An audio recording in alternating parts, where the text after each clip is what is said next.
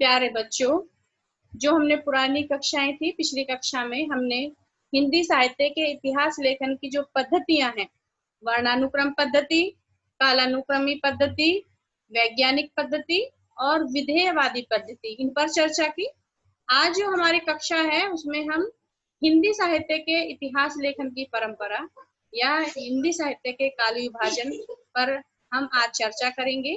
तो इस पर चर्चा करने से पहले हम जो है ये बताएंगे कि जो हिंदी साहित्य के इतिहास लेखन की परंपरा है, उसका जो वास्तविक सूत्रपात हुआ वो 19वीं शताब्दी से माना जाता है। यद्यपि जो भक्ति काल में रचित ग्रंथ हैं, जैसे कि 84 वैष्णवन की वार्ता, 252 वैष्णवन की वार्ता, भक्तमाल, इन सभी ग्रंथों में अनेक कवियों के व्यक्तित्व और उनकी रचनाओं का परिचय मिलता है, किंतु इतिहास लेखन के लिए जो काल क्रमानुसार वर्णन अपेक्षित होता है, उसका नितांत अभाव इन ग्रंथों में है। अतः इन्हें हिंदी का इतिहास ग्रंथ नहीं माना जा सकता। हिंदी साहित्य के लिए जो लेखक है जिन्होंने हिंदी साहित्य के काल विभाजन का प्रयास किया, उनके बारे में हम यहाँ संक्षेप में बातें करेंगे। तो हिंदी साहित्य के इतिहास लेखन का जो सूत्रपात है वो हिंदी के विद्वान या विद्वान का ना हो करके वो फ्रेंच के एक विद्वान है जिनका नाम है गार्सा दतासी। तो फ्रेंच के विद्वान गार्सा दतासी ने अपने ग्रंथ इस्तवार दला लिट्रेव्यूर एंदुई ए हिंदुस्तानी ग्रंथ में काल विभाजन का प्रयास किया, जिसकी रचना 2 भागों में की गई है।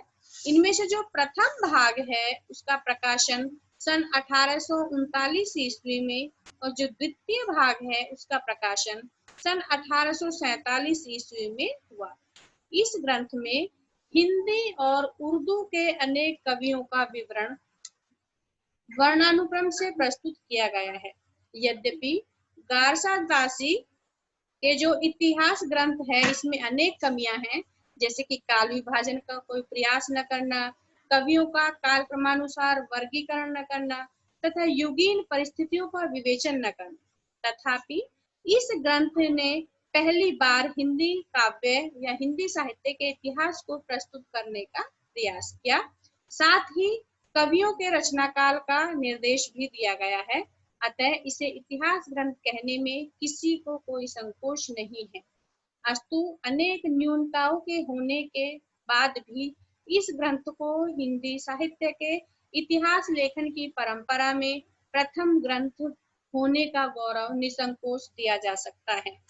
इसके बाद जो दूसरा नाम आता है काल विभाजन का जिन्होंने प्रयास किया, वो है शिव सिंह सेंगर।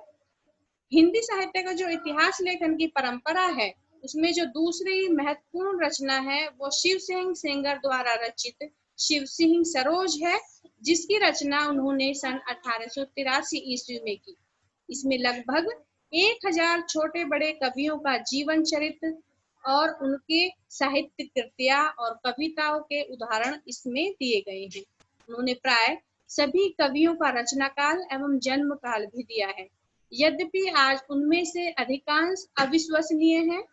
इतिहास लेखन के लिए जिस तटस्थता, पर्यवेक्षण और वर्गीकरण की क्षमता की अपेक्षा की जाती है, वो उसका जो है नितांत अभाव इस ग्रंथ में दिखाई पड़ता है।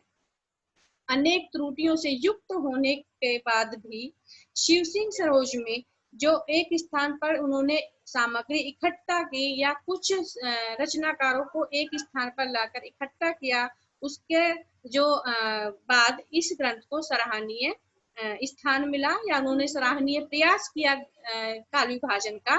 तो इसलिए जो परवर्ती इतिहासकार थे उन्होंने इस ग्रंथ में दी गई सामग्री का उपयोग करते हुए अपने इतिहास ग्रंथों की रचना की और यही इस विशाल ग्रंथ की उपादेयता है।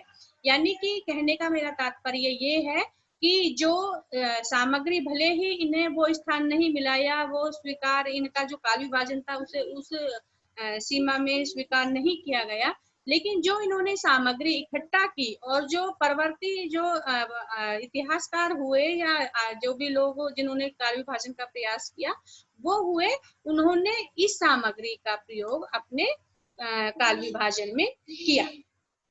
अब जो अगला नाम आता है काल विभाजन करने के लिए, वो है सर जॉर्ज ग्रियर्सन। तो जो सर जॉर्ज ग्रियर्सन है, उन्होंने 1888 ईस्वी में अपने ग्रंथ, जिसका नाम था the modern vernacular literature of Hindustan, इस ग्रंथ का प्रकाशन जो है एशियाटिक सोसाइटी ऑफ बंगाल की पत्रिका के विशेषांक के रूप में करवाया। अनेक विद्वानों ने, जिनमें डॉक्टर किशोरी लाल गुप्त प्रमुख है, इस ग्रंथ को ही सही अर्थों में हिंदी साहित्य का प्रथम इतिहास माना है। इस इतिहास ग्रंथ में पहली बार कवियों और लेखकों को कालक्रम के अनुसार जो है वर्गीकृत किया गया। इनमें क्या है कि उनकी जो प्रवृत्ति थी उस पर भी साथ साथ में प्रकाश डाला गया। ग्रियर्सन ने क्या किया, इसमें एक सुस्पष्ट भाषा नीति का जो है आधार ग्रंथ करते हुए इस ग्रंथ में केवल हिंदी कवियों को स्थान दिया, यानी जो हिंदी भाषी थे उनको इस ग्रंथ में स्थान नहीं दिया गया, केवल हिंदी कवियों को स्थान दिया।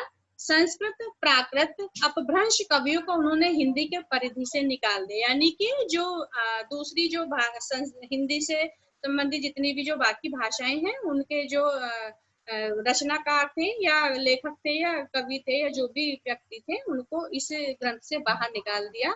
और साथ ही उन्होंने इस ग्रंथ में हिंदी और उर्दू के जो कवि थे उनको भी स्थान नहीं दिया। इसलिए जो इनका जो ग्रंथ है, इनके ग्रंथ को हिंदी साहित्य में एक आधार ग्रंथ माना जा सकता है कि कालक्रम के अनुसार ग्रियर्सन का जो ग्रंथ है वो एक मुख्य ग्रंथ है। तो प्यारे बच्चों, इसके बाद जो है जब हम कल अगली कक्षा में जो हम बात करेंगे वो करेंगे हैं मिश्र बंधुओं की। तो मिश्र बंधु जो है, मिश्र बंधुओं का जो काल विभाजन है उसके बारे में हम कल चर्चा करेंगे। आज की कक्षा यही समाप्त होती है, कल हम आपसे मिलते हैं।